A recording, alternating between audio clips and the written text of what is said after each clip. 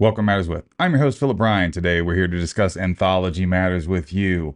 When you pick up The End of the World as We Know It, you're stepping back into the shadow of The Stand. It's a packed anthology. Some stories work better than others, and yeah, there are a few weak links. But what I want to share with you today are the ones that hit me hardest. The stories I'll remember, the tales I'll be chewing on for years. Oh, and if you're viewing this, I'm going to presume that you've read, listened to, or at least watched The Stand. If not, what I'm about to share will be a fine collection of words, but it might not land squarely, or triangly. Or maybe I'm just here to introduce a new reader to the world of The Stand. Boom. Let's get rolling. I will crown the centerpiece of the collection at the end. Every dog has its day. Brian Smith. A fierce little gut punch, loyalty and survival blur together as a young man finds focus and friendship in the echoes of Flag's footfalls and his own lethal reaction. Lockdown, Bev Vincent. Tense and heartbreaking, a small community defends itself, but the violence summons visions of Flag and Mother Abigail. And the cost is who gets to dream. In A Pig's Eye, Joe R. Lansdale. Blood-spattered, grotesque, and weirdly funny. A video store clerk survives, mentors, and maybe, just maybe, becomes a hero.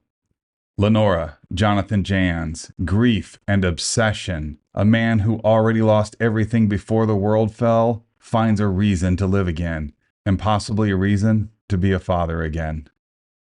Wrong fucking place, wrong fucking time. C. Robert Cargill. Unhinged, pulpy, and unapologetic. Think horror's wild core with a dash of summer school? Is this some kind of sick, twisted joke? Nope. A duo becomes a trio, and following Flag, not a given.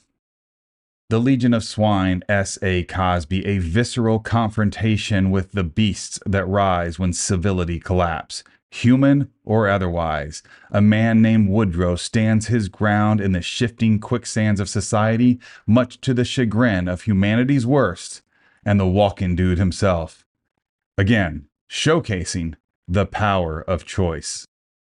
Now, all of the stories I've mentioned are strong, but the one that towers above the rest, the crown jewel of this King-based collection, is The Unfortunate Convalescence of the Super Lawyer by Nat Cassidy. This is really scary. They must get Stephen King to write these. Edwin King book club, remember? Cassidy drops us into the mind of a man with a keychain bearing the initials SL, and the keys on that keychain fire up a very familiar Plymouth.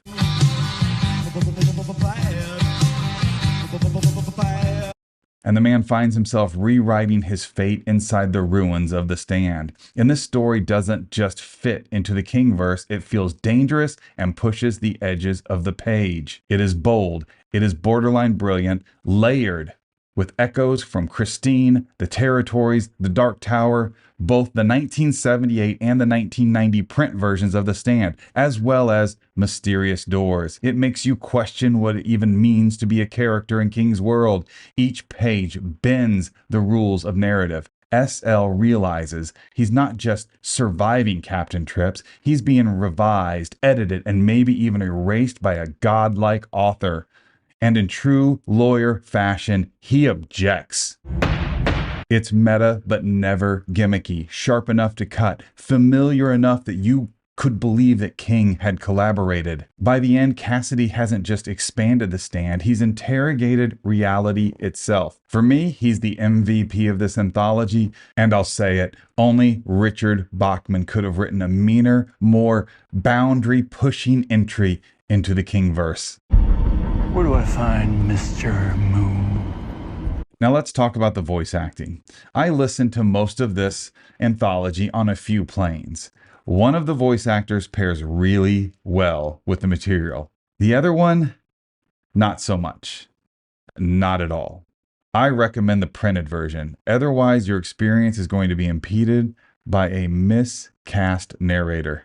Yikes. The End of the World as We Know It is edited by Christopher Golden and Brian Keene. It is 800 pages in hardback, 27 hours on Audible. It is narrated by Sean Patrick Hopkins and Aidan Raleigh Ojo. It is a fun, fast, and unsettling jaunt through the universe King created.